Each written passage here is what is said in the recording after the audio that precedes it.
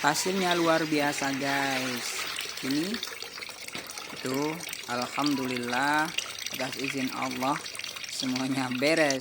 Halo, assalamualaikum warahmatullahi wabarakatuh. Selamat datang di channel Al Amin Group. Jangan lupa subscribe, like, dan share. Kemudian nyalakan tanda loncengnya agar berlangganan video-video terbaru dari Al Amin Group. Check it out untuk mengatasi wastafel buntu. Nah, jadi cucian piring saya buntu guys. Ini piring sudah menumpuk dan itu tidak bisa digunakan sama sekali karena buntu. Nah, cara mengatasinya adalah dengan cara yang pertama, ini siapkan kunci Inggris yang ukuran 12 inci. Ini 12 inci guys, ini sudah yang paling besar untuk membuka deret-deret yang bagian bawah itu. Nah, sorry ya guys, ini memang saya pakaian kotor karena memang ini bau nantinya.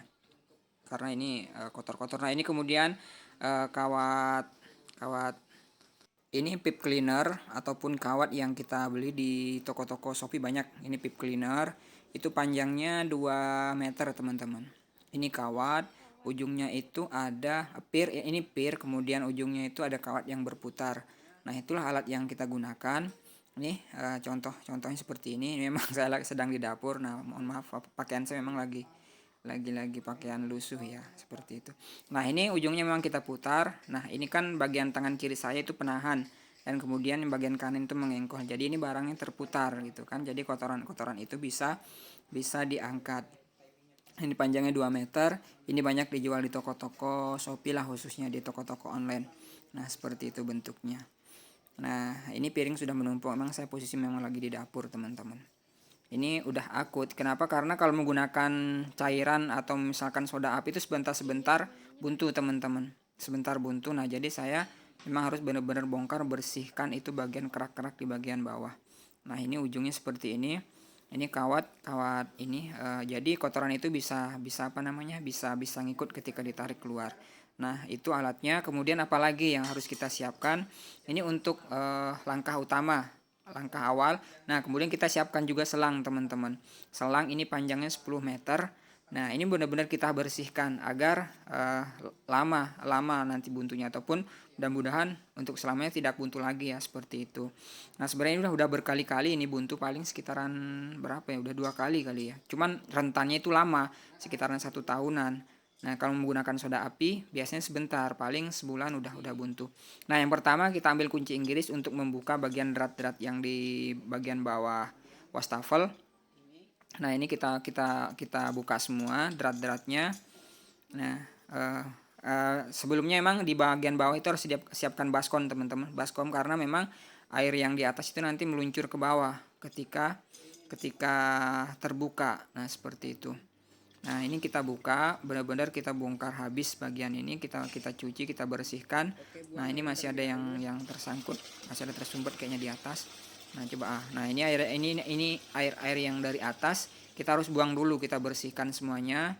Nah, ini kita bersihkan, kemudian langkah selanjutnya kita buka pipa-pipa bagian bawah. Nah, ini bagian saluran yang ke pembuangan. Nah, ini kan pipanya memang kecil sih, teman-teman. Kalau selang tadi itu harus menggunakan selang yang paling kecil. Selang yang ukuran setengah inci, panjang 10 meter. Nah, yang langkah pertama yang akan kita masukkan adalah yang pip clip tadi.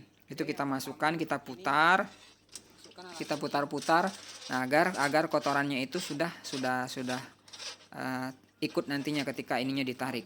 Nah, ini langkah awal.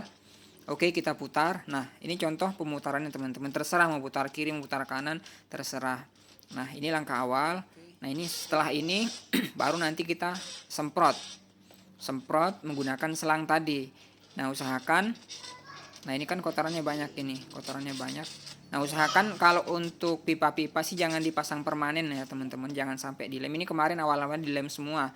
Jadi pas buntu agak kesusahan. Nah, ini bekas-bekas pecahannya seperti ini nih. Jadi bisa dibuka-buka. Nah, kemudian setelah pip tadi masuk, kemudian kita masukkan selang. Selang yang pertama kita sambung dulu selang ini ke keran. Nah, ini selangnya setengah inci kita sambung, kemudian kita masukkan pipanya, masukkan selangnya ke dalam pipa pembuangan, karena memang yang buntu ini di bagian dalam pipa, teman-teman. Nah, setelah itu kita masukkan sampai ke dalam, teman-teman.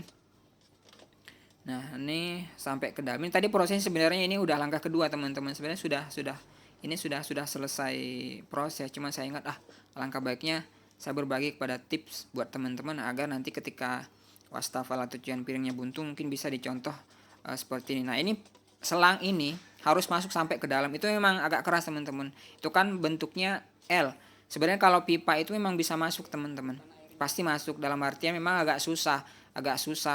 Kemudian setelah selang masuk, hidupkan keran. Nah, ingat keran ini tekanannya menggunakan dinamo, teman-teman, ataupun keran yang menggunakan yang bersumber dari PDAM. Ini kan tekanannya tinggi. Jadi kita sorong-sorong seperti ini, teman-teman. Kita sorong seperti ini. Nah, itu kan airnya, kotorannya bisa keluar. Nah, ini sampai benar-benar selang ini sampai habis, teman-teman. Itu masuk sampai ke dalam 10 meter. Itu diusahakan semuanya masuk. Nah, jangan sampai masuknya sedikit, karena memang kotoran itu biasanya berada di ujung-ujung pipa. Apalagi kalau pipa pembuangan itu pendek, teman-teman, panjang maksudnya, itu agak susah dijangkau, jadi harus menggunakan selang.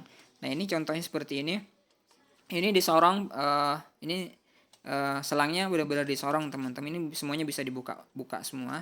Nah, disorong-sorong itu kan menggunakan tekanan air, jadi kotoran itu ikut ketika air ini dihidupkan, jadi ikut terbawa oleh arus semua kotoran-kotoran yang ada tertinggal di bagian dalam pipa. Nah, itu contohnya seperti ini. Nah, sampai benar-benar teman-teman menganggapnya sudah bersih, baru kemudian pipa dicabut, selang dicabut, kemudian baru semuanya dipasang. Nah, ini sorong sampai benar-benar sudah benar-benar bersih, ataupun kalau penyorongan awal-awal itu biasanya airnya keluar ke sini, teman-teman. Ini sudah agak bersih, jadi airnya itu udah nggak keluar ke sini. Ini kotorannya pas awal-awal itu banyak sekali, teman-teman, ataupun gumpal, dan kotoran itu bau karena memang itu kan adalah lumut yang tertinggal di bagian pipa. Itu kan sisa-sisa makanan, misalkan nasi apa segala macam, semuanya kotoran, jadinya baunya itu luar biasa. Ini sebenarnya bau, jadi makanya memang harus menggunakan baju yang benar-benar baju kerja lah, dalam artian baju yang jangan baju mewah lah, nanti semuanya kotor. Nah, kemudian setelah selesai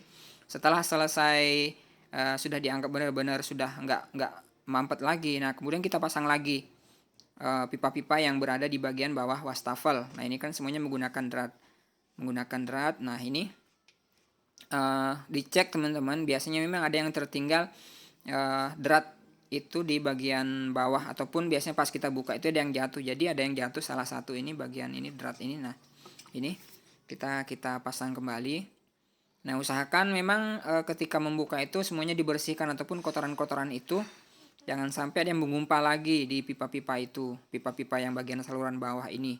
Ini kan sebenarnya fungsi utamanya adalah membagi air. Ini kan terbagi menjadi dua wastafel, dua cucian piring.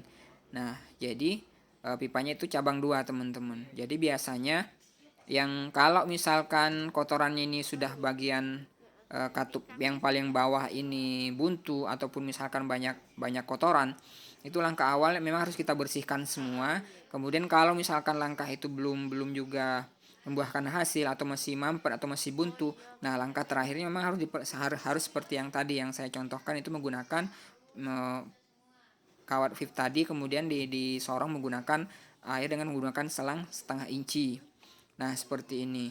Ini proses pemasangannya. Kalau nggak bisa ya udah dibuang aja, teman-teman, karena memang ini sudah barang lama.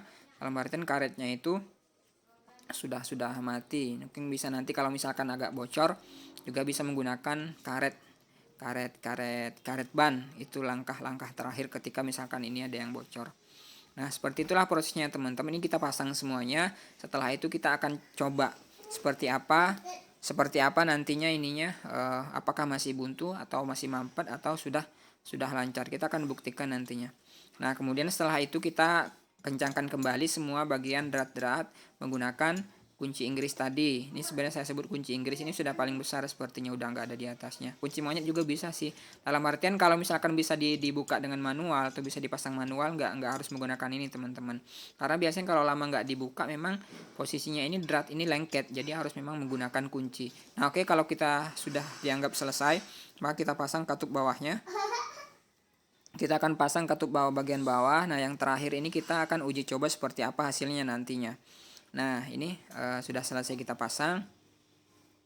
Nah, ingat bagian bawah jangan sampai nggak ada baskom teman-teman, karena kalau nggak ada baskom di bagian bawah itu jadi airnya itu mencecer kemana-mana, jadi agak susah nanti pembuangan airnya. Nah, ini sudah selesai. Nah, kita akan uji coba seperti apa hasilnya teman-teman, apakah berhasil atau tidak langkah ini langkah paling jitu lah kalau menurut saya, karena kalau menggunakan soda api atau obat-obat yang lain sebentar aja buntung kembali. Jadi kalau menggunakan selang itu rentannya memang posisinya lama. Nah, oke, bisa dilihat nih, udah alhamdulillah udah nggak buntu. Nih piring lagi numpuk-numpuk, jadi nggak bisa cuci piring karena airnya itu meluber. Nah, alhamdulillah hasilnya luar biasa. Itulah tutorial yang saya berikan, mudah-mudahan bermanfaat. Amin ya rabbal alamin.